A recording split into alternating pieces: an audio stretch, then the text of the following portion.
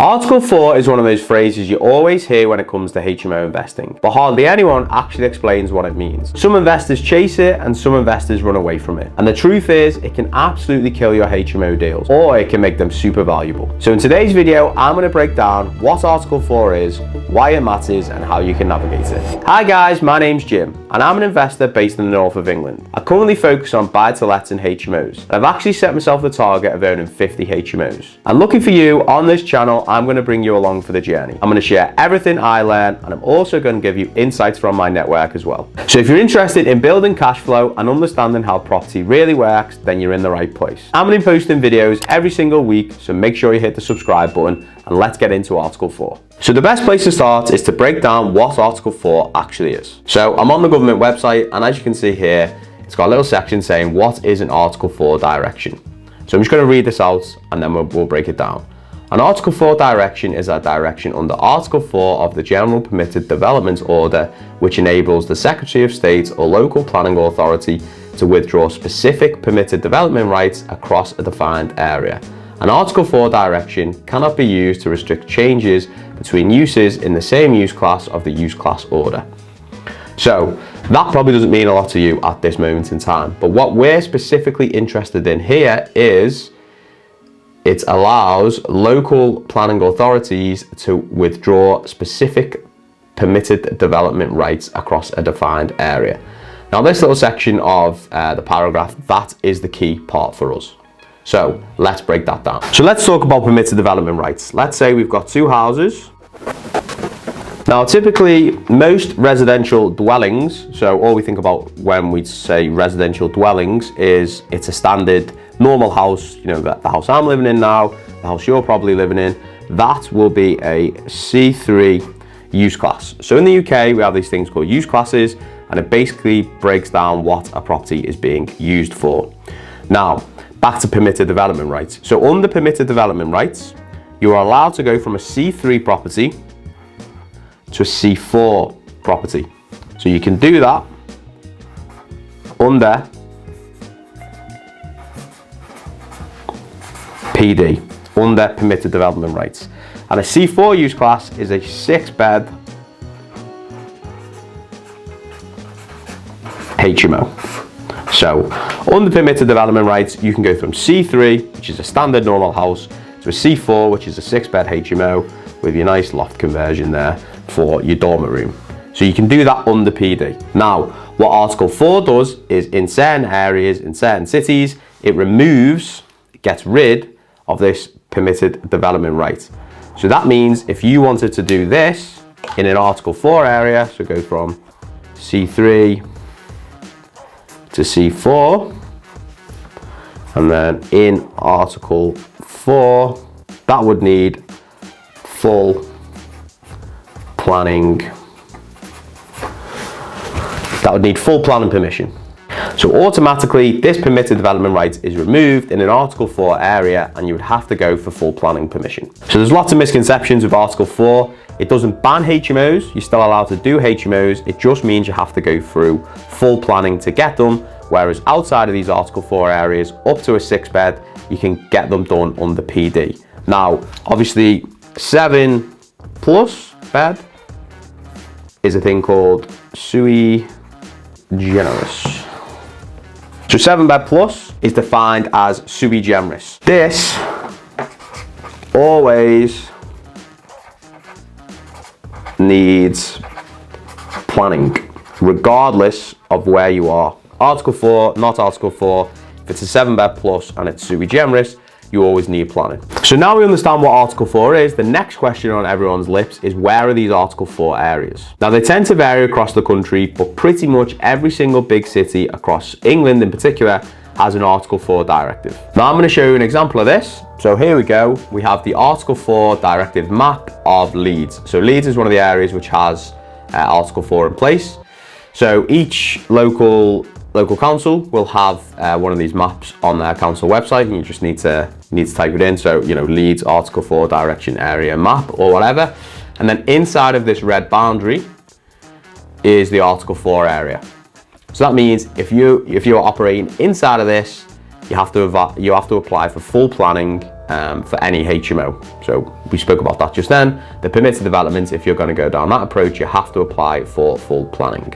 It tends to be areas with high amounts of student population, big university cities and towns. They're the areas which tend to have Article 4 in place, because basically it's a way for the local council to control the amount of HMOs, because outside of Article 4, you don't need any planning permission to get to do a 6-bed HMO. You can sort of do that anywhere, whereas inside of these areas, you do. So it's a way for the local council to control the concentration of HMOs in certain areas. But the interesting thing is, so this road here, you would need full planning, but this road here, you wouldn't. So that's really key to understand as an investor. You need to understand the area you're operating in and where exactly the Article 4 directive is in place and isn't in place. So you might be sat there thinking, right, I know what Article 4 is, I know broadly where it operates, most major cities across the UK, but why is it important? Ultimately, it's important because it adds more risk into your deal. Because if you're operating in an area outside of Article 4, you know that legally, under permitted development rights, you can do a 6-bed HMO. However, if you're operating inside of an Article 4 area, this permitted development rights is wiped and there's more risk. You have to go for full planning. And planning can take time and it can get rejected. You might have to appeal it, or you might not be able to do it because the local council might not want another HMO in that area. It really is another element of risk within your property deal. Now, before I go into more detail around the planning stuff, I just want to state I don't currently operate inside of Article 4 yet. It's part of my long-term strategy to start getting HMOs within Article 4. So if that'd be something you'd be interested in as well, I've got an investor waitlist in the description below. If you fill all your information in there, we can maybe have a conversation about how we could potentially work within Article 4 together. So fill that in the description below. So point 2 centers around why Article 4 matters for investors. And like we touched about just then, planning and risk is a big thing for property investors, because ultimately it's time and money. But there is some things you can do to mitigate that. And the way you can mitigate that is by spending a lot of time on your area's local planning portal. So in this example, I'm looking at Leeds because we looked at their Article 4 map before. It's got a section on the council website, HMO Article 4 direction, and in here it will break down all the areas, and then there's some additional documentation which will give you more information about Article 4. They also should have some sort of information about how they actually decide if they're going to accept your HMO.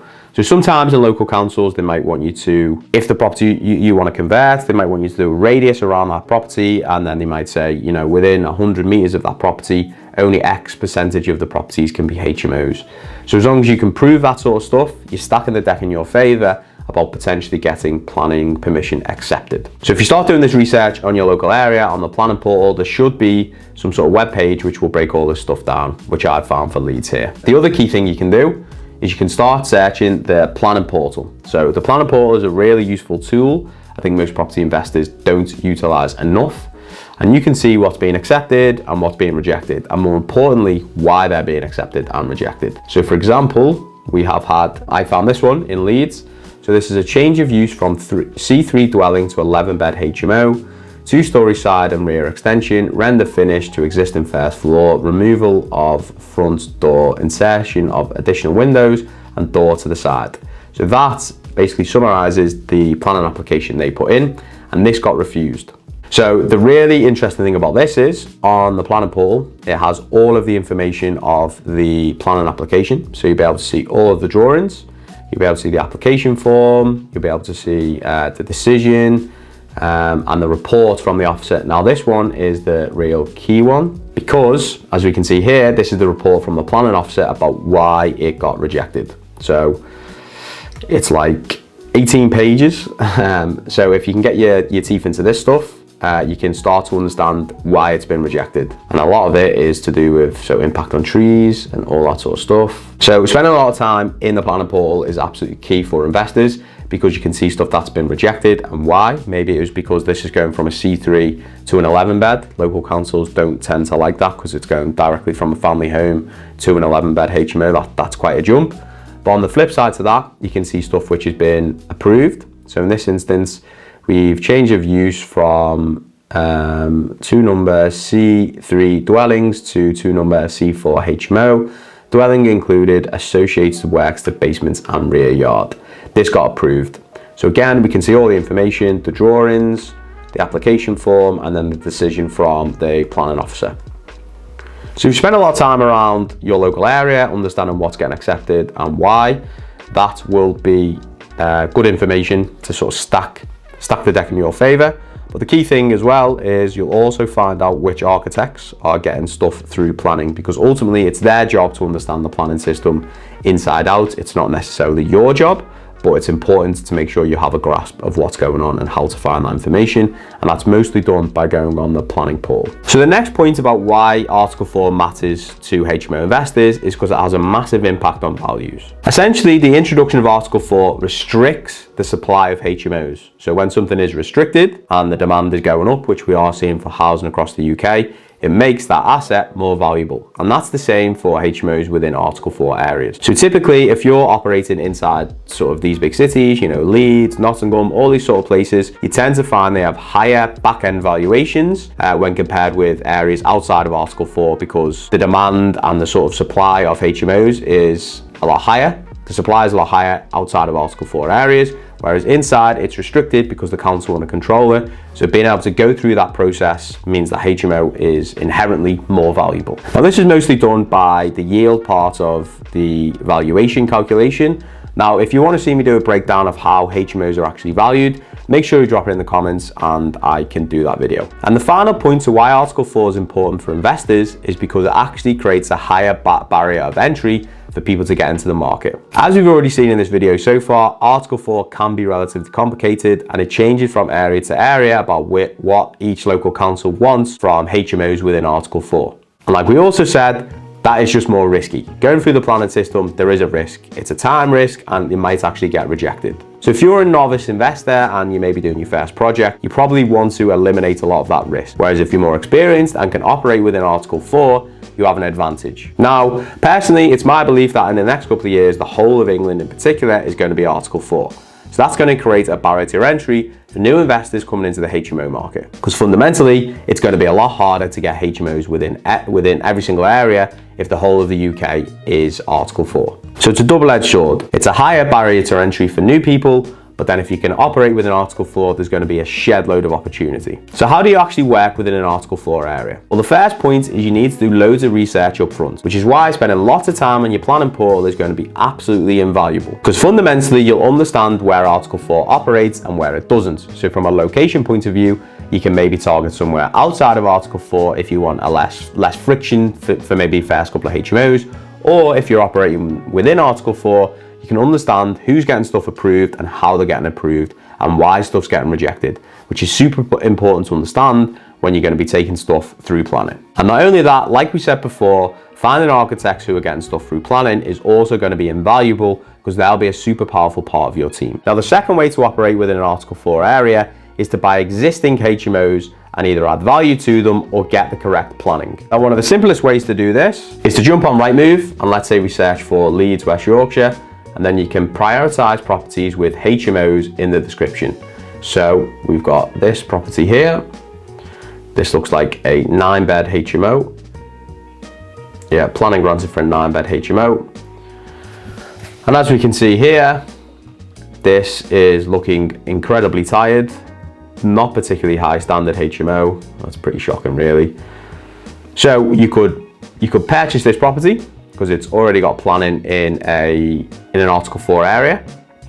And then you could uplift the value by doing an extensive refurb. So maybe you could add all en suites to the bedrooms, maybe you could add some kitchenettes and studios, and then that will then increase the value because you've taken a product which already has planning, and then you've added value to it, and then you've then brought that to the market, and then you could refinance that at a higher value because it's had a full refurbishment, which is your standard buy, refurb, refinance model, just done with a HMO. And finally, we've sort of touched upon this a couple of times in the video already, but building your power team in your local area within Article 4 is going to be absolutely critical because they're going to be the people who are going to help you get applications through planning committees. So this is architects, planning consultants, and brokers in particular. You want those guys to be operating in Article 4 in your area, day in, day out, because they'll understand absolutely everything. Don't get me wrong, you still need to do your own research on the planning portal and understand what's happening, but if you can leverage their experience as well, it's going to help you no end. And if you want to see the bigger picture of HMO investing, not just Article 4, make sure you check out my video on the pros and cons of HMO investing, and I'll see you guys in the next one.